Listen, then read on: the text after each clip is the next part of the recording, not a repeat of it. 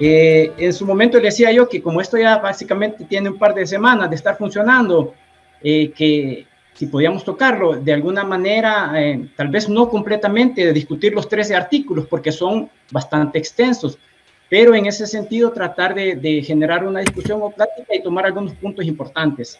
Si bien es cierto, ya lleva desde el 25 de agosto, pues tal vez algunos compañeros, colegas, aún no se han dado la tarea quizás de discutirlo o de leerlo. Entonces vamos a aprovechar esta breve sesión de una media hora para hablar al respecto.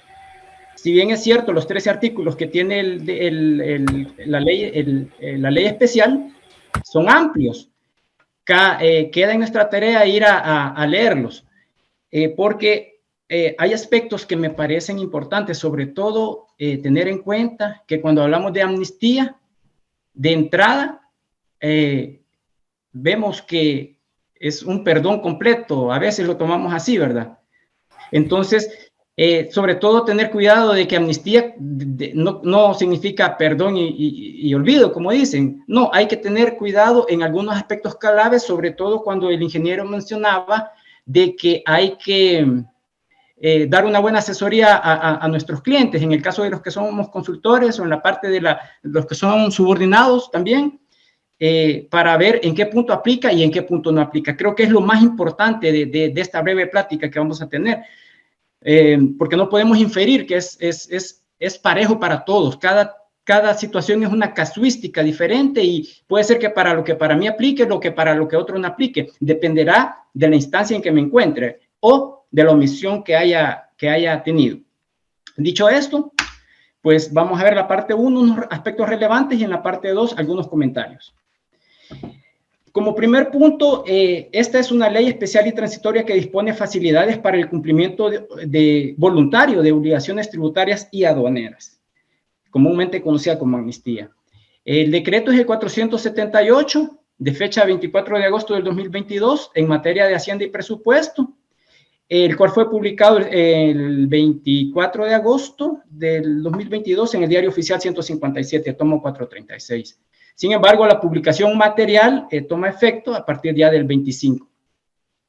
Como punto 1, tenemos a bien considerar la vigencia y el vencimiento. El artículo 13 menciona de que esta ley especial y transitoria toma vigencia desde la publicación material, es decir, el 25 de agosto. Y el efecto durará hasta el 1 de noviembre del 2022.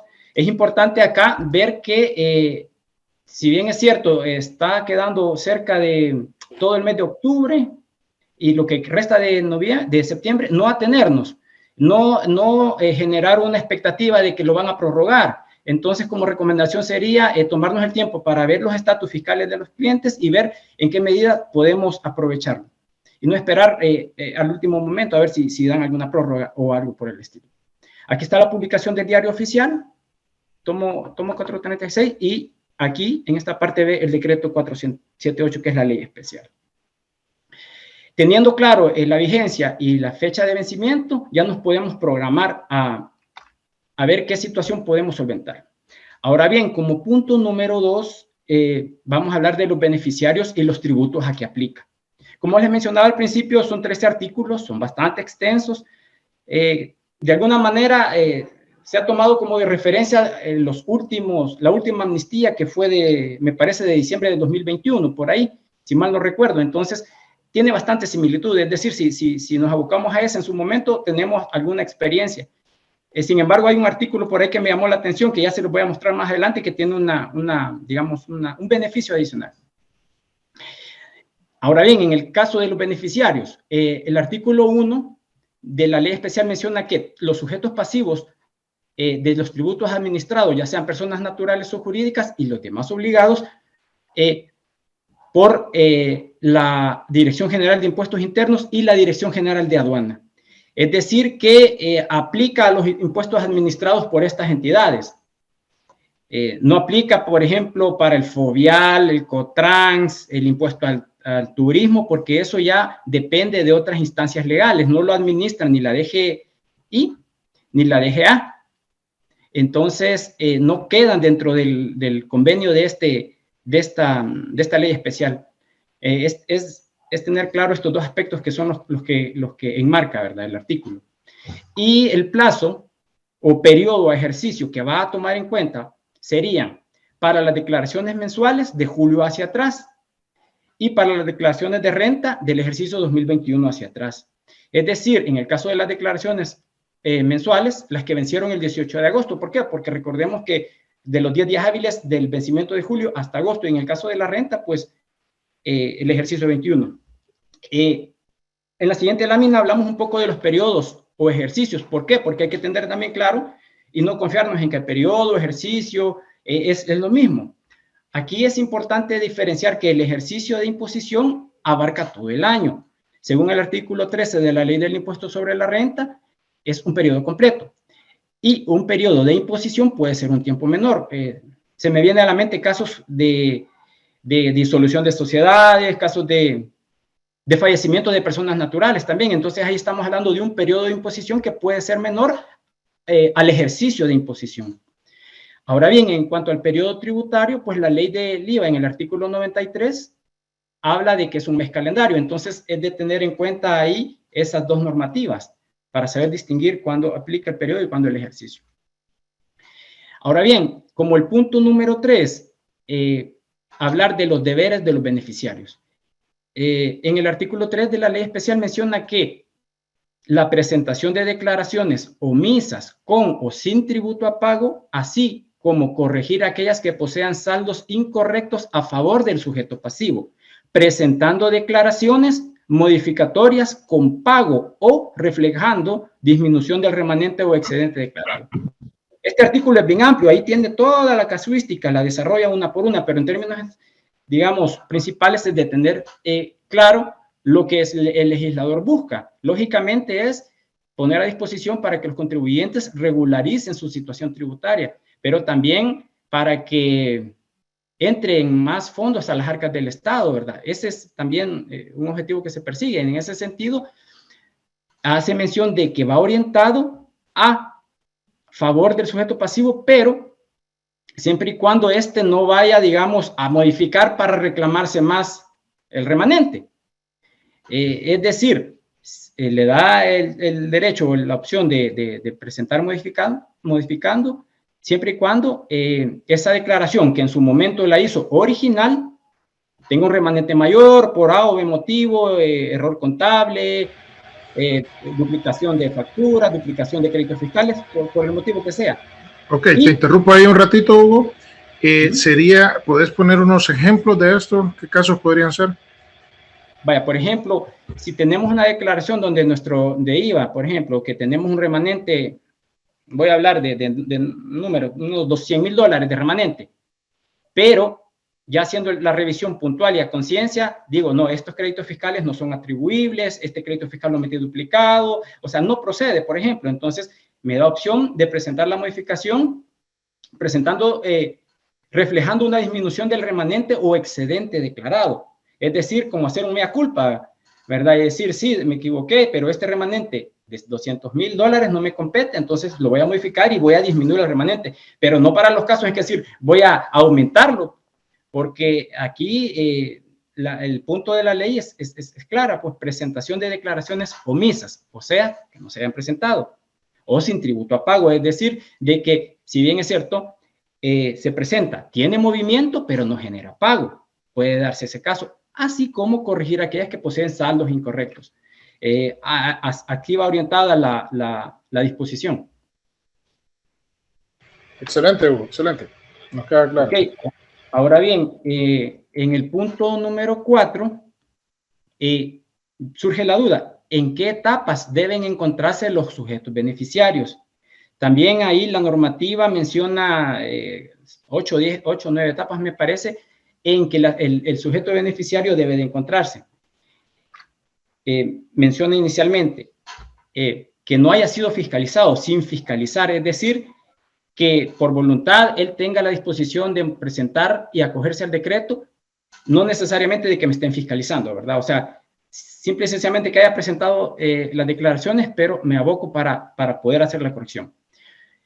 También otra situación en que debe presentarse es en proceso de fiscalización.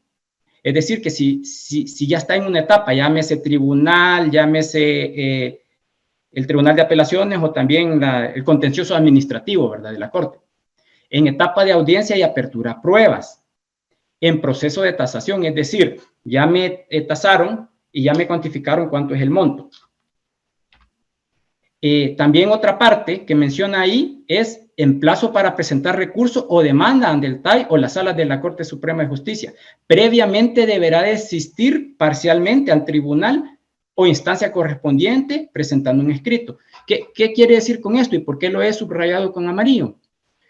Porque en esta, digamos, en esta ley especial, en esta amnistía, a diferencia de las otras anteriores que han habido históricamente, el legislador puso la opción de desistir parcialmente. Entonces, más adelante les hago una comparación para que veamos los que ya hemos trabajado anteriores decretos, que antes, si metíamos un recurso, deberíamos desistir totalmente. Es decir, de todos estos puntos o razones de hecho que estoy viendo, ¿cuáles yo, en mi criterio, no tengo posibilidad de ganar, no tengo chance, como decimos? Entonces, desisto de estas. En las anteriores tenía que asistir completamente, aunque dentro de esos puntos tuviera puntos a favor. Entonces, a diferencia de esta amnistía, me da la opción de desistir parcialmente, presentar un escrito, y sobre esos puntos que yo asistí, que me tase los impuestos, ¿verdad? El tribunal ahí, o la instancia correspondiente. Pero esto no es de hecho, hay que presentar un escrito. Que se encuentre en etapa de proceso de cobro de la DGT, o también en proceso judicial de cobro ejecutivo por la Fiscalía. También en los casos que ha remitido a la Fiscalía con aviso. Como podemos ver, compañeros, es bastante amplia el ámbito de aplicación, y por eso es importante de que determinemos en qué estatus están nuestros clientes o en qué caso está la empresa para la que prestamos el servicio. Porque no, como les decía al principio de la ponencia, no todas las situaciones son iguales. Puede ser que a uno a esta etapa estén en el TAI, otros estén con los 15 días que da el TAI, o con los 60 días que me da para el contencioso administrativo, depende.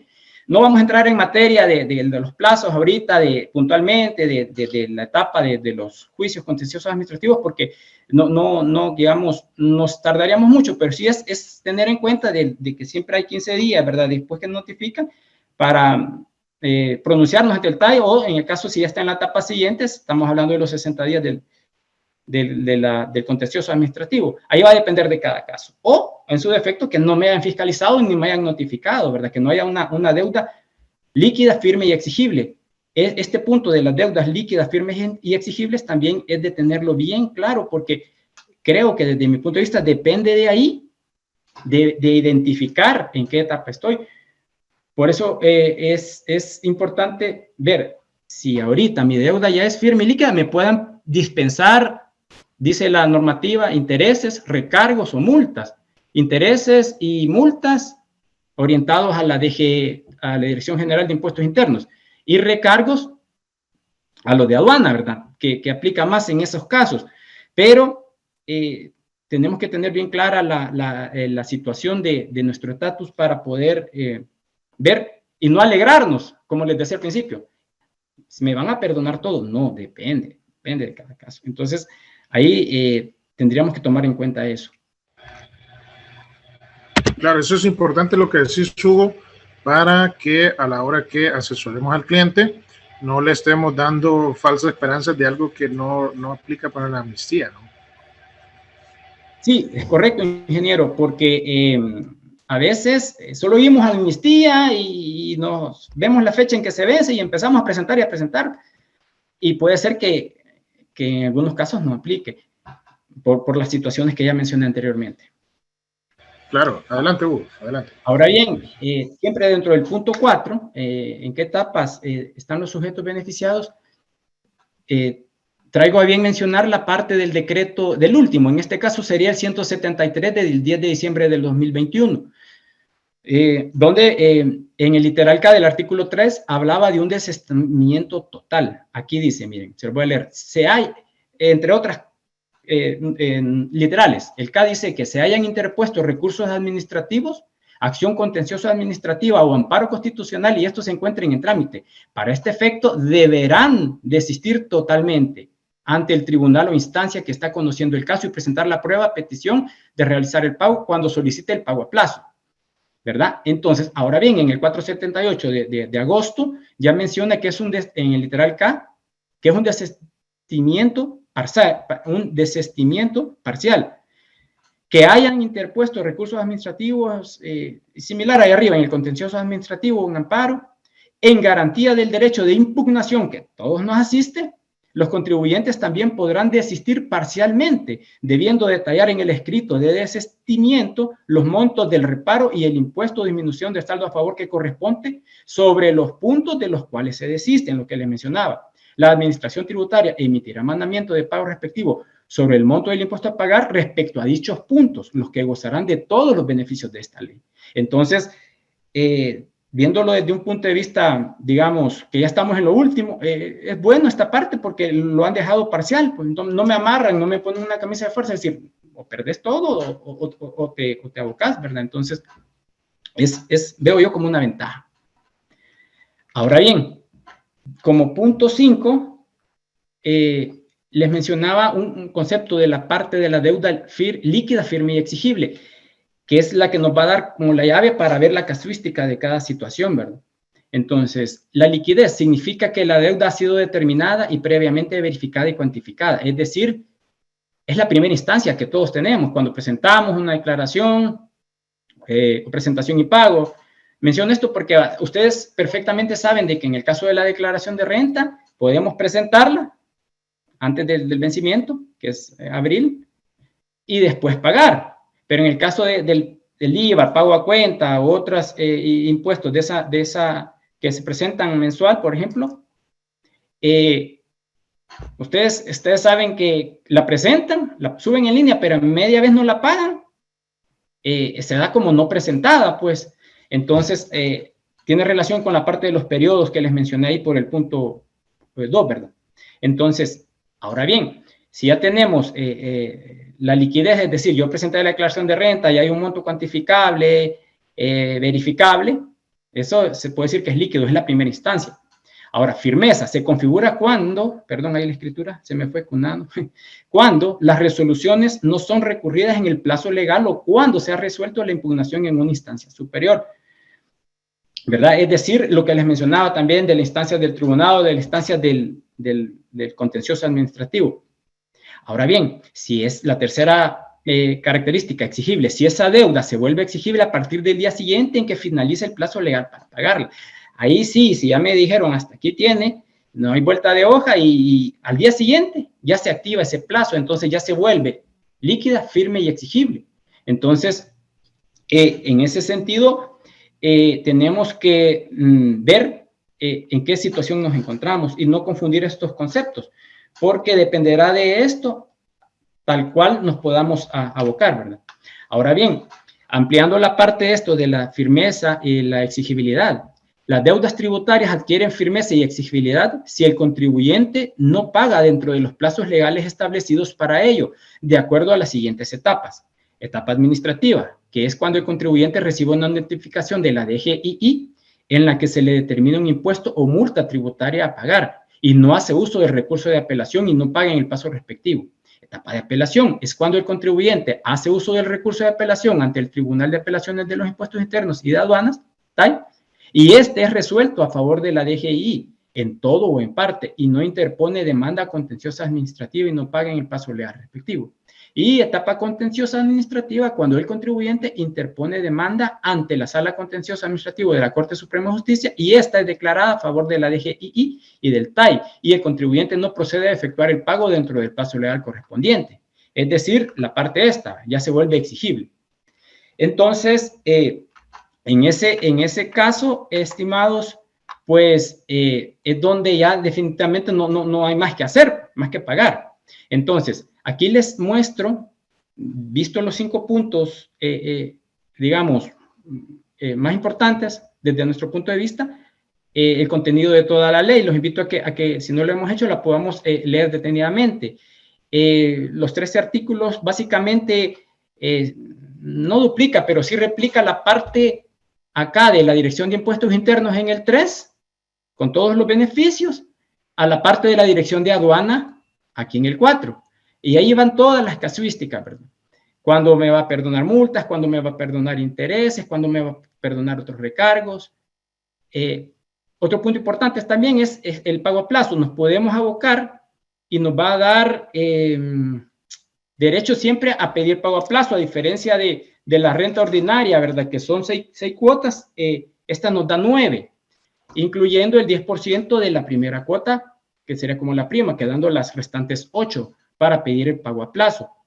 Y también es importante mencionar que el IVA lógicamente entra aquí dentro de la parte de la petición de los plazos, cosa que antes no se daba. Sabíamos que había pago a plazo para renta. Aquí lo que hay que hacer es, digamos, dentro de nuestra planificación fiscal, ver cómo están la parte de la financiera para poder, digamos, adecuarnos a los plazos que financieramente pueda soportar la empresa para no perder el beneficio. ¿Por qué hago hincapié en esto? Porque si incumplimos con un pago, podemos perder los beneficios.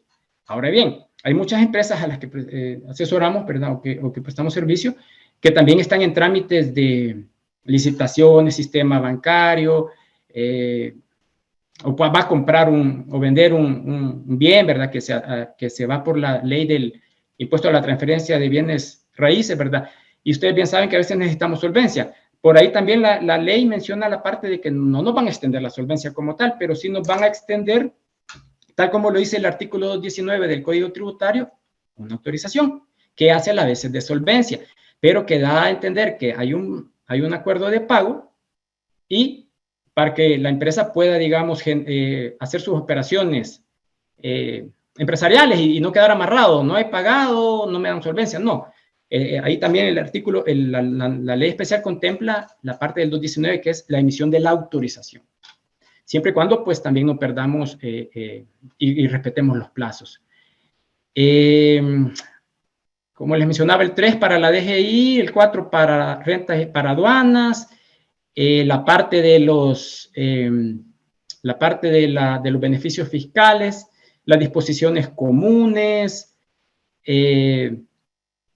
También menciona por ahí de que otros que anteriormente hayan incumplido en normativas anteriores, en beneficios anteriores, se va a poder hacer siempre y cuando paguen una cuota del 20%. Aquí lo menciona. Para los que han... las multas que se refiere la ley transitoria, para las multas que se consideren, gozarán únicamente el beneficio de resolución a plazo por 9 meses y deberán pagar una cuota del 20%. Estos son casos especiales, ¿verdad? No es la generalidad, por eso no ahondamos mucho en este aspecto. Y